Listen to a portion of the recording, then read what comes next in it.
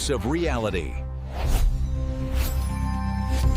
Welcome to Dose of Reality. It is Thursday, October 2025. I'm Tara Johns. The federal government shutdown entered its second day as congressional leaders remained firm on their funding bills. President Trump has blamed Democrats for the delay, calling the pause an unprecedented opportunity to enact sweeping cuts to federal agencies. Trump's budget chief, Russell Ute, told House Republicans that the firing of federal workers could begin in the next 1 to 2 days. The administration has warned that a prolonged shutdown could hit the GDP, although most economists note that the longest prior lapse shaved only 0.4% off the country's economic output.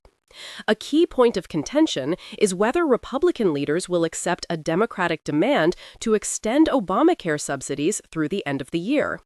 Democrats also seek to reverse Medicaid cuts made during the Trump administration, but Republicans have shown no interest. The White House has indicated that thousands of civil service jobs could be cut if the shutdown continues. In other news, Google's AI overview has blocked certain search results on queries about President Donald Trump's cognitive acuity. The same query for former President Joe Biden returned an AI summary instead. The move comes after a June claim that Biden had suffered serious cognitive decline. Florida has seen the highest per capita immigration rate of any state under President Biden, with thousands of migrants arriving in recent years. The state's immigrant population has historically been drawn from Mexico and Central America, but a recent program offered Venezuelans a temporary legal pathway. Republican officials continue to push restrictions on overseas U.S. citizens' voting rights ahead of the 2026 midterms.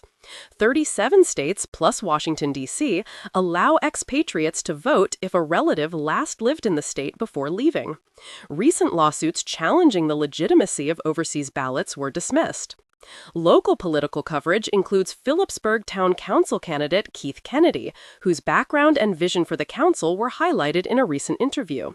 Meanwhile, Israeli mango growers report heavy financial losses due to an export collapse to Europe and extreme heat that accelerated ripening and fruit drop. Scientists in Alaska are monitoring a North Pacific marine heatwave that began this summer, raising concerns about its impact on the region's ecosystems. In the eastern United States, Olympic runner Emily Mackay spoke to students in Endicott about her journey from high school to the Olympics. Finally, a Cleveland bakery, On the Rise Artisanal Breads, has been selected to represent the United States in the Bread Olympics in France, marking the first time a U.S. bakery has participated since 2017. That is the latest for now. Thank you for watching.